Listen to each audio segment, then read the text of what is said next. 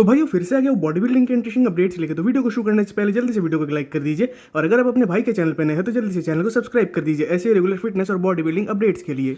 अब भाई आज की वीडियो की शुरुआत करते हैं जस्टिन रॉड्रिगस के अपडेट से। तो फिलहाल इन्होंने अपने कुछ 2 वीक्स आउट के फिजिक अपडेट पोस्ट किया है आर्नोल्ड क्लासिक ओहायो के रिगार्डिंग। वैसे इस बार जस्टिन के प्लेसिंग को लेकर भी शो के लाइनअप में काफी ज्यादा कंफ्यूजन चल रहे हैं। इवन कहना बेटर होगा डिबेट्स चल रहे हैं, जहाँ की बहुतों का मानना है कि अगर जस्टिन अपने ऑल टाइम बेस्ट फिजिक को इस बार लेकर आते हैं देन डेफिनेटली वो टॉप 5 के अंडर प्लेस होने का पोटेंशियल लगते हैं। बट वहीं अगर उस चीज में इनसे थोड़ी सी भी कोई गलती होती है देन सीधा उनकी प्लेसिंग लास्ट तक भी जा सकती है। हालांकि लास्ट तो नहीं जाने वाली। अब खासकर जस्टिन के इन 11 डेज आउट फिजिक अपडेट को देखकर बहुतों का कहना है कि जस्टिन कंडीशनिंग वाइज थोड़े पीछे चल रहे हैं। बट अगर आप एक लंबे टाइम से जस्टिन को देखते हो या फॉलो करते हो तो आपको इस चीज का अंदाजा होगा कि एक्चुअली में जस्टिन अपने लास्ट वीक में ही कंडीशनिंग वाइज सबसे ज्यादा ट्रांसफॉर्म होते हैं। इवन जस्टिन उन बॉडी बिल्डर्स में से तो आते ही नहीं जो कि शो के 2-3 हफ्ते पहले से ही स्टेज रेडी दिखने लगे। तो अब देखने जाए तो जो भी इंप्रूवमेंट जस्टिन को करने थे वो उन्होंने कर लिया है। तो अब पूरा मामला टिका हुआ है इनके कोच के ऊपर, और अब उनकी ये रिस्पॉन्सिबिलिटी है कि वो जस्टिन को 2021 आर्नोल्ड क्लासिक वाले कंडीशनिंग के साथ लाए। खासकर जैसी कंडीशनिंग के साथ जस्टिन प्री जजिंग में दिखे थे, क्योंकि अगर जस्टिन उस फिजिक को भी लाते हैं देन तब भी जस्टिन इस लाइनअप में काफी बढ़िया परफॉर्मेंस कर सकते हैं। अब जस्टिन इस बार इस स्टेज पे भी साइज वाइज तो छोटे नहीं दिखने वाले, यानी ये अपने एक बिगर साइज के साथ ही आने वाले हैं, बल्कि शायद से इनकी गिनती बिगेस्ट या वाइडेस्ट बॉडी बिल्डर्स के बीच भी हो जाए। अब इनको स्टेज पे शायद एक पॉइंट पे दिक्कत आ सकती है, और वो है उनके वेस्ट के साथ, क्योंकि इनकी वेस्ट उतनी ज़्यादा स्मॉल नहीं दिखती। तो शायद उस मामले में इन्हें कुछ परेशानी फेस करनी पड़े। बाकी इस पूरे आर्नोल्ड क्लासिक ओहायो के प्रेप में इन्होंने जितने भी अपडेट्स पोस्ट किए हैं वो सारे काफ़ी ज़्यादा इंप्रेसिव इवन इंप्रूव्ड थे। तो अब देखने वाली बात हुई कि जस्टिन इस शो में टॉप 5 के अंडर प्लेस होंगे या नहीं।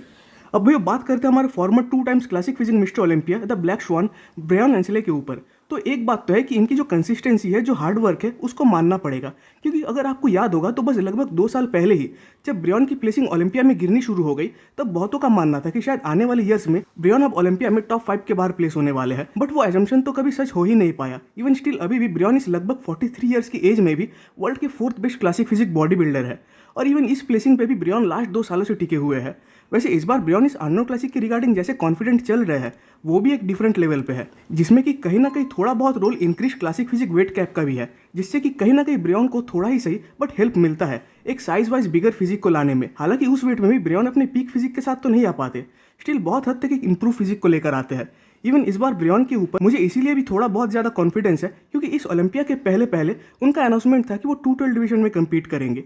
इवन पूरे साल वो उसी प्रेप में लगे भी थे।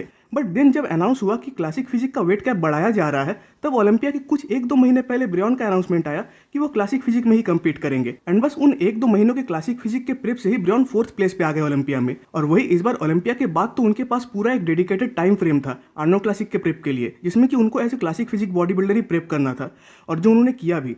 तो इसलिए मुझे इनके ऊपर थोड़ी बहुत उम्मीदें तो है। इवन इस बार ओलंपिया के बाद तो काफी सारे क्रिटिक्स इस चीज को लेकर भी दिखे गए कि ब्रायन इस ओलंपिया में अर्श को बीट कर रहे थे। तो इस बार खासकर मैं इस चीज को देखने के लिए काफी ज्यादा वेट कर रहा हूँ कि क्या एक्चुअली में ब्रायन अर्श के मुकाबले एक बेटर फिजिक को ला पाते हैं या नहीं, और उनको बीट कर पाते हैं या नहीं। अब भाई अगले अपडेट की ओर बढ़ने से पहले आप सबसे मेरा एक रिक्वेस्ट है कि अगर आप सबको मेरा ये रेगुलर कंटेंट अच्छा लगता है तो जिससे कि आपके भाई को सपोर्ट मिल सके तो प्लीज़ इस चैनल को एक सब्सक्राइब कर दीजिएगा, क्योंकि आप में से बहुत सारे भाई मेरे रेगुलर वीडियोस तो देखते हो बट चैनल को सब्सक्राइब करना भूल जाते हो। तो प्लीज़ चैनल को सब्सक्राइब कर दीजिएगा। अब भाई बात करते हैं हॉर्स एमडी के ऊपर। तो इस बात को तो कोई इग्नोर नहीं कर सकता कि करंट में हॉर्स काफ़ी ज़्यादा हाइप कैरी करते हुए चल रहे हैं, और वो भी सिर्फ उनके pro debut Romania pro show के बेस पे। तो इस हाइप के साथ साथ डर तो एक और बात का भी है कि अगर हॉर्स अपने बेटर वर्जन के साथ नहीं आते और टॉप 5 को क्रैक नहीं कर पाते तो तब इन्हें कौन से क्रिटिक्स को फेस करना पड़े। हालांकि जब से इन्होंने प्रो डेब्यू किया है तो तब से ज्यादातर लेजेंड्स इनके पोटेंशियल से खुशी है। इवन इन्होंने नेथन डियास जैसे 11 प्रो शोज के विनर को भी बीट किया था, जो कि डेफिनेटली इनके लिए एक अचीवमेंट था। बट वहाँ बात यह भी आती है कि क्या नेथन रोमानिया प्रो में अपने 100% पे आए थे। तो मेरे अकॉर्डिंग नेथन अपने 100% पे तो नहीं आए थे उस शो में। खासकर मेरे अकॉर्डिंग 2023 में नेथन इटाली शो में ही अपने बेस्ट फिजिक को लेकर आए थे। तो माना कि हॉर्स एक काफी बढ़िया डाइट और ट्रेनिंग को फॉलो कर रहे हैं, इवन एक काफी इंप्रेसिव फिजिक को भी कैरी कर रहे हैं। बट जब बात आती है आर्नोल्ड क्लासिक ओहायो की, और वो भी फर्स्ट कॉल आउट की, तो तब पता ही नहीं कि ये उस लाइनअप में प्लेस हो पाएंगे भी या नहीं। अब भाई बात करते हैं हमारे raining mister Olympia Derek Lunsford के ऊपर। वैसे फिलहाल तो ये 11 वीक्स आउट चल रहे इस साल के पिट्सबर्ग प्रो के गेस्ट पोजिंग से। तो आई थिंक कि ये ईयर डेरेक के लिए थोड़ा डिफरेंट होने वाला है, जहाँ की एक्चुअली में सबके नजर रहेंगे डेरेक के ऊपर ही कि आखिरकार ओलंपिया के बाद ऑफ सीजन में डेरेक कैसे फिजिक को कैरी कर रहे हैं। वैसे डेरेक ने अपने रिसेंट यूट्यूब वीडियो में भी इसके रिगार्डिंग कुछ स्टेटमेंट्स रखे, जहां उनका कहना है कि वो कुछ एक्स्ट्रा तो नहीं करने वाले इस गेस्ट पोजिंग में। हाँ, वो शायद से थोड़े बेटर कंडीशनिंग के साथ आ सकते हैं। और साथ ही साथ उस वीडियो में उन्होंने अपने एब्स वाले एरिया को भी शो किया, जहाँ की एक्चुअली में इनका मिड सेक्शन काफ़ी बढ़िया दिख रहा था। इवन इस पोज को देखने के बाद मुझे ये समझ नहीं आ रहा कि डायरेक्ट तब ओलंपिया स्टेज में अपने एब्स एंड थाई पोज में वैक्यूम पोज को क्यों ज़्यादा हिट कर रहे थे, बल्कि उन्हें अपने एब्स को ज़्यादा शो करना चाहिए था। और कहीं ना कहीं इसी वजह से उन्हें क्रिटिसाइज भी होना पड़ा था कि ओलंपिया स्टेज पे उनके एब्स अच्छे नहीं थे।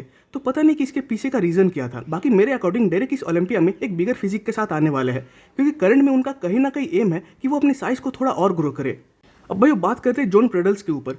तो फिलहाल इन्होंने भी अपने प्रेप को स्टार्ट कर दिया है। वैसे इस बार तो ये अपने ऑफ सीजन में अपने हेवीएस्ट बॉडी वेट पे चले गए थे। इवन इस अपडेट में इनका बॉडी वेट है 280 पाउंड्स का, और उसमें भी वो इतने बढ़िया शेप को कैरी कर रहे हैं। वैसे 2023 इम्प्रो क्लासिक प्रो में इन्होंने अपने पोटेंशियल को तो टेस्ट कर लिया था, और उसके बाद से इन्हें ये समझ आ गया था कि इन्हें अपने बैक को इंप्रूव करना पड़ेगा, साथ साथ इन्हें अपने कंडीशनिंग को भी बेटर करके लाना होगा।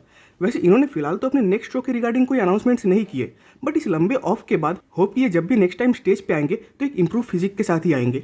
अब भाई बात करते हैं हमारे 7 टाइम मिस्टर ओलंपिया फिलिप के ऊपर। तो फिलहाल इनका ही एक फोटो काफ़ी ज़्यादा वायरल हो रहा है। वैसे ऐसे टाइप के फोटोज़ को देखकर कहीं ना कहीं अच्छा भी लगता है कि फिलिप जैसे हमारे बॉडी बिल्डिंग के लेजेंड्स करंट में एक हेल्दी लाइफ को लीड कर रहे हैं, जहाँ की उनकी फिजिक तो बढ़िया दिख ही रही है, साथ साथ वो स्टिल अपने वर्कआउट को भी एंजॉय किए जा रहे हैं। वैसे इस चीज़ को तो बहुत लोगों ने कहा था कि फिल रिटायर होने के बाद भी काफ़ी ज़्यादा अप्रिशिएट किए गए थे, जिसके पीछे का रीज़न कहीं ना कहीं उनका मास फैन फॉलोइंग भी था। साथ साथ उन्होंने जिस डोमिनेंट वे में 7 टाइम्स कंटिन्यूसली मिस्टर ओलंपिया को जीता था, वो भी कहीं ना कहीं एक हिस्ट्री बन के रह गया। हालांकि इनके रेन पीरियड के आखिरी सालों में यानी 2016-17 के आसपास कहीं ना कहीं फैंस भी इनके इस कंटिन्यूस विनिंग से बोर हो गए थे, और तब तो बहुत लोग इस चीज़ को भी मानने लग गए थे कि अगर फिल स्टेज पे एक कंडीशन फिजिक को लेकर आ जाते हैं देन अगेन वो मिस्टर ओलंपिया बन जाएंगे। इवन बहुत लोग तो फिल को एक विलन के नजरिए से भी देखने लग गए थे। अब अगर फिल के रेनिंग कैरियर को देखें तो आई थिंक कि उनकी विक्ट्रीज कहीं ना कहीं उतनी भी कॉन्ट्रोवर्शियल नहीं है। हाँ, अगर बात करें 2014 की, जब काई ग्रीन के साथ इनका एक्चुअली में एक इंटेंस बैटल हुआ था, तो तब बहुत बड़े बड़े लेजेंड्स के अकॉर्डिंग काई ग्रीन को विनर होना चाहिए था। बट वही एक थ्योरी ये भी दी जाती है कि फिल माना प्रीजजिंग में उतने इंप्रेसिव नहीं थे, बट फाइनल्स में वो एक्चुअली काफी परफेक्ट फिजिक को लेकर आए थे। और सिर्फ 2014 के ओलंपिया में ही नहीं, बल्कि फिल अपने रेन पीरियड के हर ओलंपिया फाइनल नाइट्स में एक इंप्रेसिव फिजिक को लेकर आते थे, जिसकी वजह से कहीं ना कहीं उनका नाम मिस्टर सैटरडे नाइट भी पड़ गया था। अगेन ये तो हो गई 2014 की बातें, जिस ओलंपिया को आज तक बहुत लोग कॉन्ट्रोवर्शियल मानते हैं। बट अगेन हम 2013 के ओलंपिया को भी इग्नोर नहीं कर सकते, जहाँ की बस एक कंपैरिजन के बाद ही उन्हें लाइन से अलग प्लेस कर दिया गया, ये मानते हुए कि फिल इस शो का क्लियर विनर है। एंड तभी इस बेस पे जजिंग शुरू हुई कि तब सेकंड प्लेस को कौन डिजर्व करते हैं। तो भले ही फिल का कैरियर एप्रिसिएशन और क्रिटिक्स दोनों से भरा है, स्टिल जब भी मोस्ट डोमिनेंट ओलंपिया विनर्स का नाम आएगा तो फिल का नाम उस लिस्ट में जरूर रहेगा।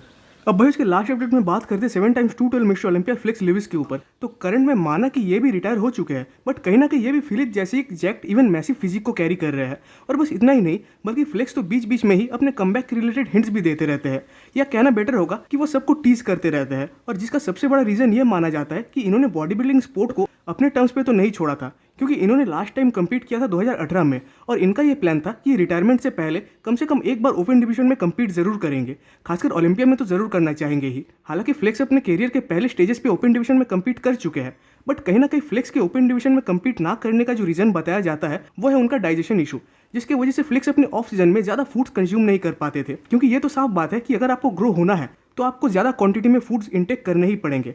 वैसे बीच में तो ये भी कुछ न्यूज़ सुनने मिली थी कि फ्लेक्स ने स्टेम सेल्स थेरेपीज भी लिए है, बट अगर एक्चुअली में इनके कमबैक के रिगार्डिंग सोचे तो मेरे ख्याल से फ्लेक्स अब कमबैक तो नहीं करने वाले, और इस बात के मुझे कोई चांसेस भी नहीं दिखते, क्योंकि फिलहाल उनका एज जो है वो 40+ ईयर्स का चल रहा है। तो इस एज में कमबैक करना लगभग इम्पॉसिबल है, और वो भी ओपन डिवीजन के लिए। इवन इनको रिटायर्ड हुए भी 5 साल हो गए हैं, और अगर इस फेज में फ्लेक्स कमबैक करेंगे देन उनके हेल्थ रिस्क भी बढ़ सकते हैं। वैसे मेरे अकॉर्डिंग तो फ्लेक्स को 2016-17 के आसपास ही ओपन में स्विच कर लेना चाहिए था, अगर वो सही में कम्पीट करना चाहते थे ओपन डिवीजन में। बट अगेन हमें ये भी नहीं भूलना चाहिए कि इन्होंने पास्ट में डेरेक लंसफोर्ड और हार्डी शोपैन जैसे बॉडी बिल्डर्स को बीट किया है, जो कि करंट में ओपन डिवीजन बॉडी बिल्डिंग को रूल कर रहे हैं। तो फ्लेक्स में पोटेंशियल तो था, बट अब कहीं ना कहीं वो एज जा चुका है। तो भाई आज की वीडियो पे खत्म होती है। कमेंट्स में जरूर बताइएगा कि आपको वीडियो कैसा लगा। वीडियो अच्छी लगी तो वीडियो को एक लाइक कर दीजिए, और नेक्स्ट वीडियोस के अपडेट सबसे पहले पाने के लिए चैनल को सब्सक्राइब कर दे और बेल आइकन को प्रेस कर दे।